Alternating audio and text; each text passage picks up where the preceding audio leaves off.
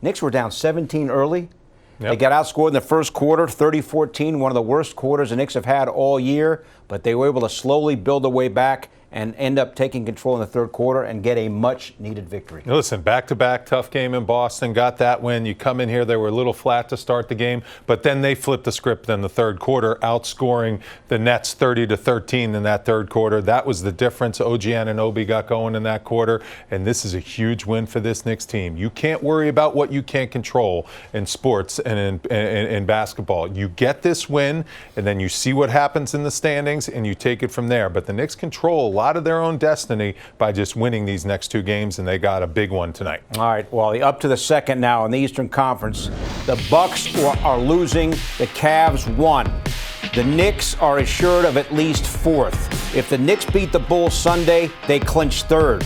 If the Bucks end up losing tonight and they're down to OKC, and the Bucks lose Sunday and the Knicks beat the Bulls, the Knicks will get second. Yep. So right now, at worst, the Knicks are fourth. Third is a possibility, and so too is number 2 overall in the East a possibility. Yeah, and the most important thing for the Knicks to be doing is just winning basketball games and playing good basketball. That's what you need to be doing going into the playoffs. You know, who do you want to play? You just let that fall wherever it falls. You just worry about what you can control, winning games, making shots, making plays, and that's what the Knicks are doing. 4 games in a row they've won. Whatever's happening behind them, if they clinched home court, that's obviously a huge part of what you want in the playoffs. This team's just playing outstanding basketball at an important time of the year. All right, Josh Hart, another solid game with 16 points. He's now standing by with Allen. Thank you, Bill. All right, Josh, so take me into the mind of a player right now this time of year where we're scoreboard watching, wondering how the standings are going to finish. Do you guys care at all about that stuff?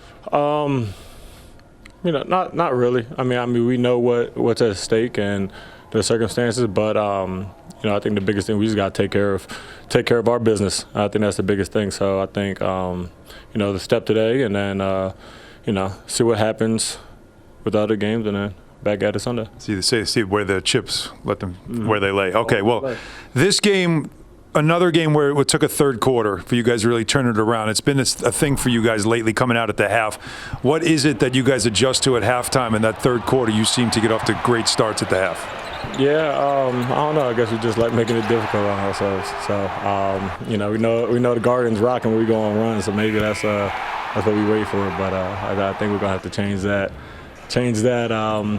approach come playoff time. Yeah, no doubt about that. Last but not least, of course, you guys are finishing up now the season at home. You have the most wins at home in a season in the last over a decade, actually. Getting home court advantage is obviously something that's important for you guys. What does home court mean for you? It's huge. Spend more time with my kids before I go on the road. But I mean, when you got a home court like MSG, man, that's huge. You know, they come out playoff time. They're crazy. They're passionate. You know, we saw what they did. You know, last year with you know, the lights being a little bright.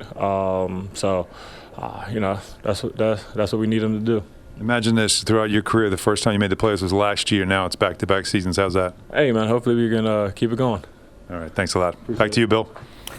Okay, Alan, so Wally, the Knicks were up 63-54 after 3, and the Nets hung in there right down to the wire. Yeah, now it's a 1-point game, and then Mitch goes to the line, makes them both.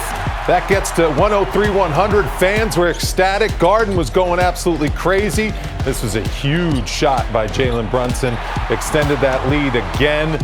This is a tight game back and forth, and then this Cam Thomas turned out to be a 2, which was huge. So it's 105-102, 3-point game, and then Jalen Brunson with the step back. What a move. 5-point game set match. Jalen Brunson knocked down his free throws to seal this big win that the Knicks needed. All right, Wally, take a look at the stats. Bench points, the Knicks prevailing, and that's something that they want to emphasize, obviously, in the postseason, getting help off the bench, especially when Jalen Brunson is resting. You see the turnovers. Brooklyn, 7 turnovers in the third quarter. Had a lot to do with the Knicks outscoring the Nets in the third quarter, 30-13. And the offensive boards lost by the Knicks. Normally they win that category, but they didn't tonight. But it didn't cost them in the win-loss category, which is all that counts. Monica McNutt helped call the game tonight on ESPN Radio 98.7 FM. Alan back with us as well. Monica, your impressions. What do you think about the win tonight? Good win. First half looked like a team on the second half of a back-to-back. Yep. Third quarter, defensive intensity, stringing together 3 stops and 3 scores, which we called turkey. We stole that from a bowling term. I'm a fan. OG Anunoby knocking down threes, and Mitchell Robinson, okay, 5 of 8 from the free throw line, 15 points tonight. Big points, getting his legs under him, shooting the ball with confidence.